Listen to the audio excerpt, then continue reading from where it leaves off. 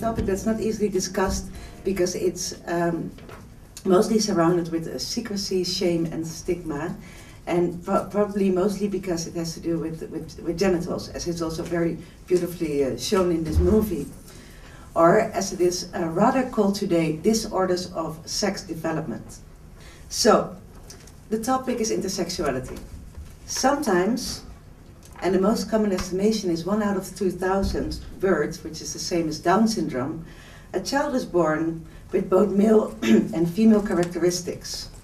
You can think about it as a child with a very tiny penis, which is called a micropenis. You can also think of an enlarged clitoris, or maybe a short end vagina, or a split scrotum, or on the other side, or fused labia, or a urethra that does not come out at the tip of the penis, but somewhere in between the tip of the penis and at the bottom of the penis.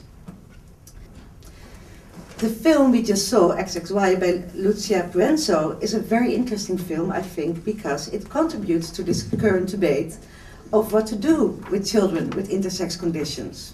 What to do when they're born and we can tell whether they're a boy or a girl. The movie tells us a possible narrative in a possible Latin American setting about a possible person with, and then we talk about it later, probably an impossible intersex condition, but that doesn't matter, whose parents decided to keep their child away from the hands of the physicians and not have any surgical interventions, and therefore move far away to protect her from all kinds of peering eyes. The movie also shows us the possible reactions to the child of the environment, such as violence, as we saw, and rejection and gossip, but also curiosity, love, desire, and acceptance. Unfortunately, XXI is a fiction movie. In real life, when a child with an intersex condition and ambiguous genitalia or atypical genitalia is treated very differently than what happened to Alex. As soon as a child with, like Alex is born, it's medicalized right away, and preferably within 24 hours, doctors know the right sex of the child, and preferably within the first year of life, surgeries have normalized the looks of the genitalia. To make it possible for the child to develop what they call a stable gender identity, it was believed that it was best not to talk to the child at all about its intersex condition. Of course, you can see that here already 2 human rights are violated.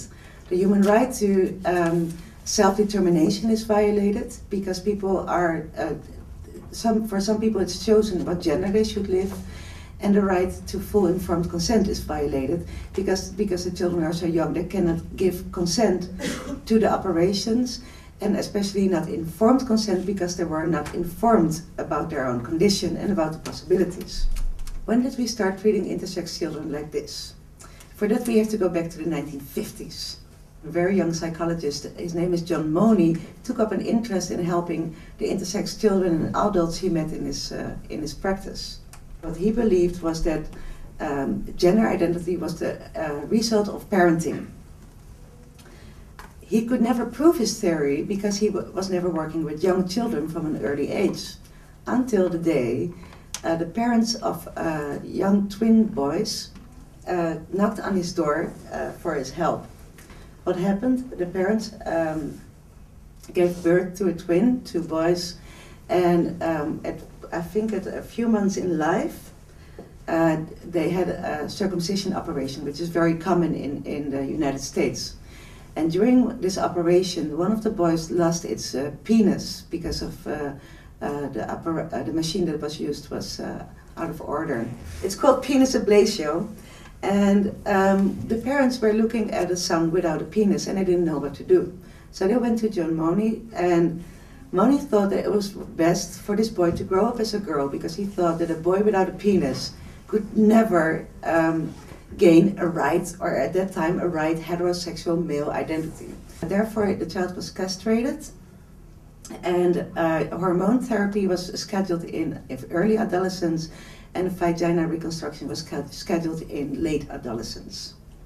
Because Moni wanted to prove that gender identity was the result of parenting, he monitored the twins very closely. So what happened in 1972, when the twins were around 12 years of age, Moni published this case as the John Joan case, and it became an extremely influential and very famous case, and it became the scientific truth that it was best to interfere medically in all intersex children as soon as possible after birth. So cosmetic surgery and withholding the truth became official medical protocol regarding to curing intersex children. The only problem was that they could not do long-term research, because of course they could not ask the intersex people growing into adulthood, because they were not supposed to know anything about it. Finally, I think in the late 80s, early 90s, the protocol, or the medical protocol, was a huge success. Intersexuality actually hardly existed anymore outside of the hospital. So it became a huge taboo, and there weren't any stories known on intersex people at all. This changed in the 90s heavily. Then an American woman, her name is Cheryl Chase, found out that of the first 2 years of her life, she was a boy, or considered to be a boy with a very small penis, but because of that, her doctors decided when she was 2 years that it would be better for her to grow up as a girl, but then suddenly she had a very extremely large clitoris, so they decided to amputate the clitoris. According to the protocol, she wasn't told anything about this, but she grew up with really weird, painful scars on the place where most people get pleasure. And she started to dig into that, and because in the mid-90s, and I still remember this really, really well, we had this new technique of the internet, and she was able to contact people through the internet more easy than before. So what she started to do was looking for other people who had their clitoris like her amputated, or who were living as a boy. She had no idea what the name of her condition was, or that it was referred to as intersexuality. But soon she started to find more and more people, and they organized themselves in what's called Intersex Society of North America.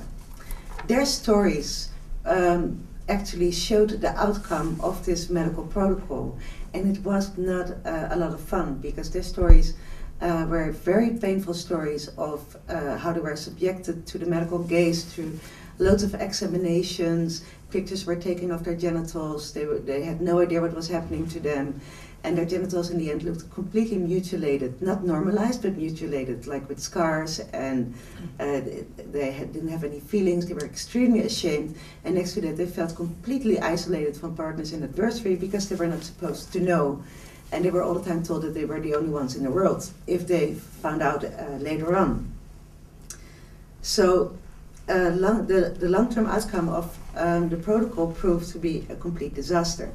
Next to that, and this was also very interesting, in the mid-90s it came out that the case of John Joan, the one and single case that had to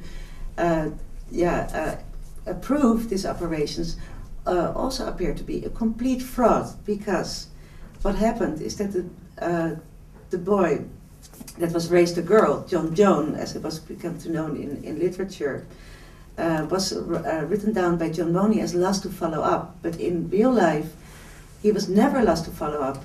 He decided to live as a boy at the age of 12, and that's where John Moni wrote him down as lost to follow up. So the case was never a success.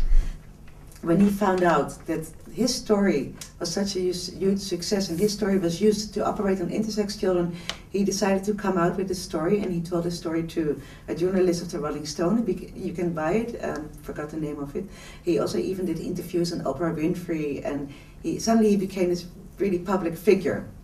This lasted up until 2004, when he committed suicide, according to his mother, because of his weird childhood, but also other depressions and other things could have been causing his suicide.